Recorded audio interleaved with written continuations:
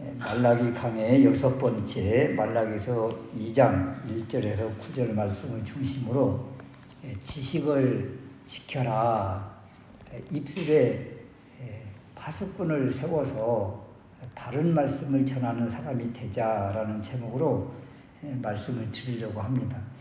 2절 말씀에 보면 만군의 여호와가 이르노라 너희가 만일 듣지 아니하며 마음에 두지 아니하여 내 이름을 영화롭게 하지 아니하면 내가 너희에게 저주를 내려 너희의 복을 저주하리라. 내가 이미 저주하였나니 이는 너희가 그것을 마음에 두지 아니하였음이니라. 이 말씀에 보면 마음에 두지 않았다. 마음에 두지 않음으로 인해서 하나님의 이름을 영화롭게 하지도 못하고 또 하나님께서 주신 복을 유지하지 못하고 오히려 저주를 받게 되었다. 이 마음에 무엇을 두고 있는가? 마음에 하나님의 명령, 하나님의 말씀을 두고 있는가? 도대체 마음에 무엇을 품고 살고 있는가? 어떤 사람은 마음에 독을 품고 있는 사람도 있다고 그러잖아요. 어떤 사람은 마음에 시기, 질투, 미움, 교만을 품고 있는 사람도 있다고 그러잖아요. 그러면 어떤 말이 나오겠어요? 어떤 행동을 하겠어요? 그런 행동을 하는 거예요. 마음에 이끌리는 대로 움직이는 것이지요. 그래서 마음에 무엇을 품고 살고 있는가? 여러분 사랑한다 하면서 마음에 독을 품고 있으면 그게 사랑입니까? 그래서 말과 이 마음이 일치가 되는 그런 사람이 되어야 되지 않겠는가 이런 것이죠. 그래서 마음을 줘야 되고 또 마음에 이끌리는 말을 하고 또 마음에 이끌리는 삶을 살아야 된다. 마음을 어디다 두고 있는가 이런 것들이 있죠. 주일날 이렇게 골프 치러 가는 집사에게 목사님이 딱 만났다고 그래요. 그래서 주일날 그렇게 골프 치러 다니시면 주님이 기뻐하지 않으십니다. 그랬더니 이 집사님이 하는 말이 제가 교회에 있을 때는 그 골프장 생각이 그렇게 나고요. 마음이 골프장에 가 있고 제가 골프장에 가 있을 때는 마음이 어디 있다고요? 교회에 있고 주님만 생각하고 있어요. 그래서 마음에 가는 것이 좋지 않을까요? 이렇게 우스갯소리를 했다는데 여러분 우리가 마음도 주고 몸도 가야 되고 이것이 같이 가야지. 골프장에 가 있으면서 마음이 교회에 가 있으면 되죠? 그렇게 하면 안 되는 거죠. 그래서 마음도 주고 몸도 가야 된다 이런 것입니다.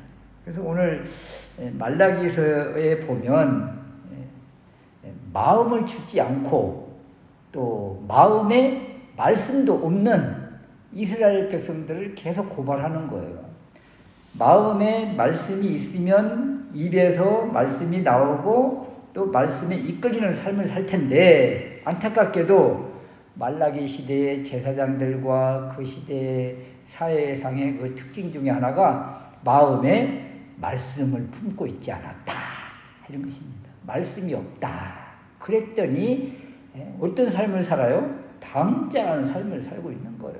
그래서 우리가 어디에 집중하고 어디에 힘써야 될 것인가 또 마음에 무엇을 품고 있는가 어떤 생각을 하고 있는가 이런 것들을 다시 한번 뒤돌아보는 시간 될 수 있으시기를 바랍니다. 첫 번째는요. 하나님이 주신 복, 은혜, 언약을 마음에 품고 있는가 또 머리에 기억하고 있는가 이런 거예요.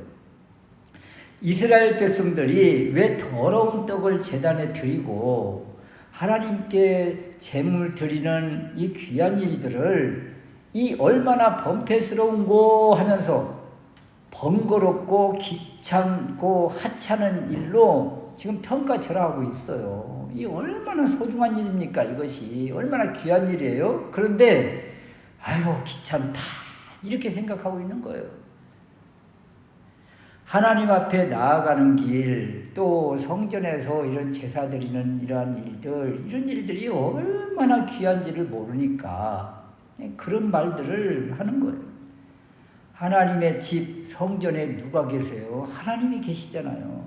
하나님을 만나는 시간들이잖아요. 그러니까 하나님, 이 성전에 가는 발걸음이 막 귀하고 기쁘고, 또 재물을 가지고 가면서 재물을 드리는 마음이 얼마나 아름다운 모습이에요. 이런 것들을 통해서 주님을 만나고 내 죄가 사함받고 하나님이 주시는 은혜를 누리고 주님과 친밀한 교제가 이루어지고, 그런데 이런 은혜가 다 사라지고 이런 말씀들이 마음에 없으니까 그냥 귀찮은 일이고 어쩔 수 없이 하는 일이고 또 형식적으로 해야 되고 이런 시대가 되고 말았다. 이러한 것들은 하나님의 경외감이 왜 떨어졌는가? 바로 하나님이 주신 은혜와 언약이 마음속에 없으니까 이렇게 방자한 행동을 하게 되는 것이지. 하나님이 주신 언약이 무엇입니까? 4절 말씀에도 5절 말씀에도 계속 반복적으로 주신 말씀인데, 레위와 세운 나의 언약 그러잖아요. 언약. 레위와 세운 나의 언약. 레위 지파가 누굽니까? 레위는 이스라엘 야곱의 셋째 아들이잖아요. 세겜에서 시므온과 레위 두 아들이 결탁을 해서 사랑하는 동생 디나가 수치스러운 일을 당했을 때 그냥 할례를 행하면 우리 동생을 주겠다 이렇게 약속하고, 그 지역의 남자들이 다 할례를 행해서 제대로 걷지 못하고 제일 아픈 그 시기에 칼을 차고 가서 다 살해를 했던 그 아들이 레위 아닙니까? 그래서 시므온과 레위를 야곱이 너희들은 잔해하는 칼이다. 너희들은 그냥 모이기만 하면 이런 악한 일들을 생각하는구나. 그래서 너희들은 흩어져서 살아라. 이것이 바로 야곱이 시므온과 레위에게 유언으로 준 저주와 같은 그런 것들이에요. 그런데 이 저주가 모세 시대에 와서 레위 지파에게 제사장의 귀한 직분을 맡기잖아요. 그러니까 이것이 바로 하나님께서 주신 레위 언약이에요. 너희들은 제사장 지파가 되어라. 너희들이 이 성막을 관리하고 또 제사를 관리하고 백성들에게 말씀을 가르치는 이런 일들을 해라. 이 귀한 직분을 받았죠. 이 직분을 어떻게 해서 받았어요? 하나님께서 일방적으로 주신 은혜이기도 하지만 우상 숭배할 때 광야에서 그때 레위 지파가 당당하게 하나님 편에 서서 우상 숭배하는 사람들을 척결하는데 앞장을 섰지요. 그래서 하나님의 인정함을 받았고, 또 광야에서 바알 부올 사건이라고 해서 음행하고 우상 숭배할 때 그 비느하스, 레위 지파의 비느하스가 당당하게 나타나서 그 음행의 대표자 시므온 지파의 시므리와 그 미디안 여인을 그 자리에서 그냥 죽임으로 인해서 하나님이 그 땅에 내린 그 연병의 저주가 끊어지는 이런 복을 받고 이런 은혜가 있었고, 그리고 나서 비느하스와 레위 지파에게 이 평화의 언약을 주신 거예요. 평화의 언약. 그래서 이 레위 지파가 이런 큰 은혜를 받았다. 언약을 받았다. 그래서 이 레위 또 제사장이 할 일은 늘 하나님 앞에 제단을 쌓고, 그리고 백성들을 말씀으로 가르치고 율법을 가르치고, 그래서 방자한 삶을 살지 않고 말씀에 이끌리는 삶을 살게 하는 것이 이 제사장들의 할 일인데, 지금 이 레위 자손들 그리고 제사장들이 지금 어떤 일을 하고 있는가? 말씀이 없는 거예요. 말씀을 가르쳐야 될 이 제사장들 마음과 이 입에 말씀이 사라지고 없어요. 그러니까 그 사회에 질서가 무너지는 것이죠.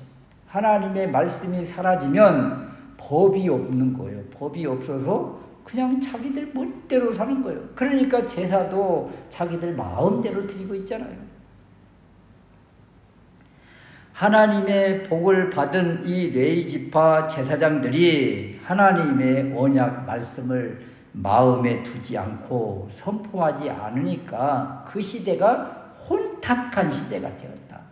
말씀이 이 혼미한 시대가 되면 그 사회는 혼탁한 시대가 되는 겁니다. 말씀이 있는가 없는가 이것이 그 사회가 어떤 사회인가를 보여주고 있는 거예요.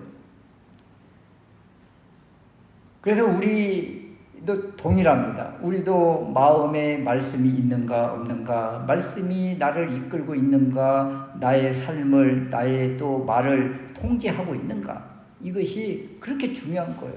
말씀이 없다 그러면 몸부림을 치면서 금식을 해야 되는 거예요. 우리 주님이 그런 말씀을 하십니다. 혼인집, 이 결혼식 혼인의 날에 신랑과 같이 있는데 금식을 하겠느냐. 그러나 신랑을 빼앗길 날이 오면 어떻게 한다고요? 금식하고 애통하고 몸부림쳐야 되지 않겠는가. 여러분, 이 신랑이 없다, 신랑을 빼앗겼다, 이것은 지금 이 구약시대로 보면 말씀과 언약을 잃어버린 거예요. 말씀과 언약을 빼앗기고 말씀과 언약이 그 사람을 다스리지 못하면 어떻게 해야 돼요? 뭘 해야 돼요? 처절하게 몸부림치면서 말씀을 붙잡아야 되는 거예요. 그래서 우리도 이 말씀과 언약에 더 집중하고 우리 마음에 이 말씀이 나를 이끌고 있는가 늘 다시 한번 뒤돌아봐야 되겠다. 두 번째는요, 우리의 입과 입술에 무슨 열매가 있는가를 늘 살펴봐야 됩니다. 6절 말씀에 보면 대저 제사장의 입에는 진리의 법이 있었고 그 입술에는 불의함이 없었다. 전에는 제사장들의 입에 진리의 법, 또 입술에 불의함이 없었다. 이런 시대는 어떤 시대일까요? 여러분, 제사장들이 지금 진리의 법을 선포하고 불의함이 없이 정도의 진리대로 판결하고 이끄는 이런 시대는 정말 아름다운 시대, 평화의 시대지요. 사무엘 시대가 그렇지 않습니까? 사무엘이 그렇게 하나님의 말씀에 이끌려서 하나님을 보여주는 그런 삶을 사니까 그 시대에 하나님의 놀라운 은혜가 있고 능력이 나타났던 것이죠. 그러니까 엘리 제사장 시대는 어때요? 뭐 법궤도 빼앗기고 그냥 이 사회가 타락했었잖아요. 왜? 말씀이 없으니까. 말씀이 희미하니 말씀이 역사하지 않는 것이죠. 다윗 시대 나단 선지자가 활동했던 시대 어때요? 평화가 있는 시대죠. 전쟁에 나가도 승리의 시대죠. 이것이 바로 말씀과 언약, 제사장과 선지자들이 바른 말씀을 선포하는 그 시대에는 이처럼 평화가 있더라. 그런데 8절 말씀을 보십시오. 말라기 시대는 어떠한가? 너희는 정도에서 떠났다. 9절에 너희가 내 도를 지키지 않았다. 그 땅에 말씀을 선포하고 말씀 진리가 그 땅에 영향을 줘야 되는데 안타깝게도 불의가 판치고 편벽대의 행하고 왜곡하고 뇌물로 판결이 뒤집어지고 그러니 그 땅이 세상과 다를 바 없는 그런 시대가 되고 만 거예요. 이런 시대를 어떤 시대라고 그래요? 가인의 시대, 라멕의 시대, 니므롯의 시대처럼 힘이 지배하고 돈이 지배하는 사회, 힘이 없고 돈이 없는 사회적인 약자들은 피눈물을 흘리는 시대, 이런 시대잖아요. 지금 말라기 시대가 이런 것입니다. 부자들은 한없이 부자가 되려고 가난한 자들에게 고리대금으로 착취하고 그 가난한 자들이 이자를 제대로 갚지 못하면 자녀들을 노예로 사고팔고 말이죠. 그러니 약자들은 한없이 약하고 피눈물을 흘리고, 그리고 강자들은 더 강해지려고 당시대 토착 세력들과 이방인들과 사마리아인들과 결탁해서 혼인동맹을 맺고 더 힘을 얻으려고 하고 말이죠. 그러니 말씀이 없으니까 이렇게 육적인 힘을 불리고 있는 거예요. 오히려 말씀을 점점 채우고 언약을 점점 높여서 이 말씀이 이끌리는 그 사회가 되게 해야 되는데, 오히려 힘이 지배하는 사회, 육적인 물질이 지배하는 사회, 이런 사회가 되니까 이 재판들이 편벽되게 되는 거예요. 왜곡되는 거예요. 그래서 이들의 이 입술에는 진리의 말씀이 선포되어야 되는데 돈, 성공, 건강 이런 세속적인 말들만 나오는 것입니다. 우리의 입술이 어떠한가 그런 거죠. 이런 사람들 만나면 먹는 이야기, 성공하는 이야기, 주식 이야기, 막 이런 얘기들밖에 없잖아요. 우리 입에서 하나님 말씀, 복음, 예수님 이런 것들이 얼마나 나오고 있는가. 그래서 우리의 입술을 항상 점검해야 되겠다, 이런 것입니다. 세 번째는요, 어떻게 하면 입술에 말씀이 끊어지지 않는 사람이 될 수 있을까? 누에 고치라고 하나요? 고치라고 하나요? 막 이렇게 계속 나온다고 하잖아요. 거미도 계속 이렇게 나오는 것처럼 실타래가 계속 나오듯이 우리의 입술에서 어떻게 하면 말씀이 끊어지지 않고 계속 나오게 할 수 있을까? 7절 말씀에 보면 대저 제사장의 입술은 지식을 지켜야 하겠고, 여러분 입술에 있는 이 지식을 지켜야 된다고 그러잖아요. 지켜야 된다. 그래야 끊임없이 우리 입술에, 우리 말에 하나님의 말씀이 있고 말씀이 선포되고 증거된다는 거예요. 이것을 지키지 않으면 어떻게 된다는 거예요? 떠날 수 있다는 거잖아요. 사라지고 도망갈 수 있다, 이런 거잖아요. 여기 지킨다 이 말이 보존한다, 잘 지키고 싸매고 보존한다는 이런 의미가 있는 거예요. 그러니까 하나님의 말씀을 우리가 지키지 않고 관리하지 않고 보존하지 않고 힘쓰지 않으면 사라진다는 그런 의미잖아요. 우리가 그렇게 하나님 말씀을 많이 암송하고 그랬는데 지금 몇 년 지나고 나니까 다 민감한 그런 말씀들이 얼마나 많아요. 막 시험 보고 또 막 퀴즈 대회하고 암송 대회하고 그럴 때는 막 줄줄줄 이렇게 외웠던, 암송했던 이 말씀들이 얼마나 오래 가든가요? 우리가 힘써 지키지 않고 반복적으로 계속 우리가 힘쓰지 않으면 우리의 지식은 이게 한계가 있어요. 우리의 이 IQ는 한계가 있어서 계속 우리 마음에 저장해 두는 것이 쉽지가 않습니다. 그래서 지켜야 된다는 거예요. 지켜야 된다. 다윗은 이런 기도를 합니다. 시편 141편 3절 말씀에서 여호와여 내 입에 파수꾼을 세우시고 내 입술의 문을 지키소서. 입에 파수꾼을 세워달라고, 입술에 이 문을 지켜달라고 기도하잖아요. 우리가 우리 힘으로 이것도 안 된다는 것이잖아요. 그래서 주님께 요청하고 있는 거예요. 파수꾼을 세워달라고. 이 하나님 말씀이 늘 우리 입에서 나가는 것도, 그리고 하나님의 말씀이 늘 보존되는 것도 이 내 힘으로 부족하니 하나님 도와주십시오 하는 그런 간절한 기도를 다윗이 하고 있더라.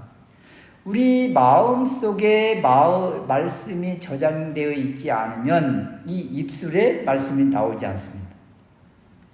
그 마음에 품은 말씀의 지식이 또 입술을 통해서 왜곡되지 않고 바른 말씀이 선포되려면 주님의 은혜를 우리가 받아야 되는 거예요. 파수꾼, 그 파수꾼을 세워달라는 이야기가 그런 것입니다. 그래서 우리 마음속에 또 우리 입술에서 항상 이 하나님의 말씀이 늘 묵상되어지고 또 선포되어질 때 그때 어떤 일이 벌어질까요? 그 말씀이 역사하는 때가 있는 거예요. 말씀이 일을 하시는 거예요. 일을. 그래서 그 놀라운 그 말씀이 우리들 삶 가운데서 실제가 되는 것이죠. 믿음도 그래요. 믿음도 먼저 마음으로 믿어 의에 이르고 또 입으로 시인하여 구원에 이르느니라. 믿음처럼 말씀도 똑같아요. 말씀도 믿음으로 우리가 채우고 그리고 입으로 선포할 때 그 말씀이 놀랍게 일을 이렇게 하시는 것이죠. 그래서 우리의 마음 속에 무엇을 채우고 있고 또 우리 입에서는 무슨 말들이 나오고 있는가. 지금 말라기 시대에 이 말씀이 다 사라져버린 시대, 말씀이 왜곡돼 버린 시대, 편덕대의 재판이 이루어지는 시대, 이 제사를 또 재물을 자기가 그냥 드리고 싶은 그 마음대로 드리는 시대, 그러니 제대로 된 질서 통제가 되지 않으니 그 시대가 그렇게 혼탁한 시대가 되고 만 것입니다. 오죽하면 이런 말씀이 있잖아요. 3절 말씀에 보라 내가 너희의 종자를 견책할 것이요 똥 곧 너희 절기의 희생의 똥을 너희 얼굴에 바를 것이다. 이거 얼마나 수치스러운 말씀입니까?